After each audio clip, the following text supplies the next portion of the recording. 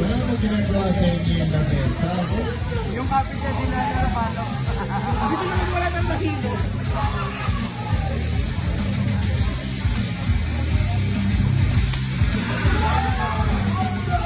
Okay, kinain.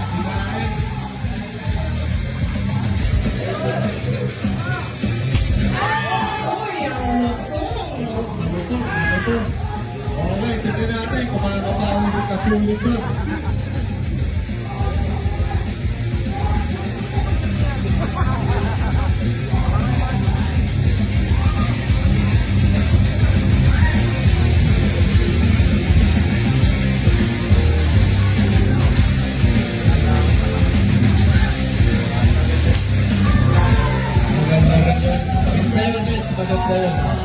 So this lap battle goes the distance, and we will go to the judges' scorecard.